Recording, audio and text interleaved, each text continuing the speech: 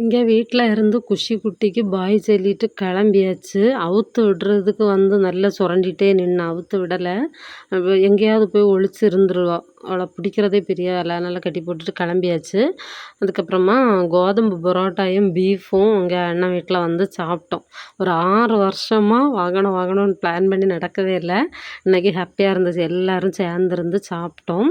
அதுக்கப்புறமா மொட்டை மாடியில காஃபி எல்லாம் போட்டு கொண்டு போய் இந்த கேக்கு, கடலை மிட்டாய், எள்ளு மிட்டாய் அதெல்லாம் இருந்துச்சு. எல்லாம் பறக்கி கொண்டு வச்சு எல்லாரும் ஷேர் பண்ணி இருட்டில் உட்காந்து சாப்பிட்டோம். அவ்வளோ ஹேப்பியா இருந்துச்சு.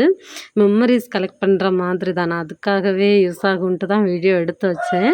என்னைக்காவது நம்ம ரொம்ப வருஷம்லாம் கழித்து பார்க்கும்போது சூப்பராக இருக்கும். அதுக்காக நல்ல இருட்டு, சின்ன நிலா வெளிச்சம் அப்படி சூப்பராக இருந்துச்சு. எல்லோரும் இந்த பனானா கேக் இருந்துச்சுல, அது வாங்கி வச்சுருந்தோம். கொஞ்சம் லேட் டைம் தான் இது. அந்த டைமில் காஃபி எல்லாம் குடித்து மறுநாள் லீவ் ஆனதுனால கொஞ்சம் லேட்டாக எழும்பினாலும் பரவாயில்ல அப்படிங்கிறதுக்காக எல்லோரும் இந்த பனானா கேக்கு, அதுக்கப்புறம் இந்த பொரி இதெல்லாம் நிறைய இருந்துச்சு. எல்லாமே ஷேர் பண்ணி அப்படி சாப்பிட்டோம்.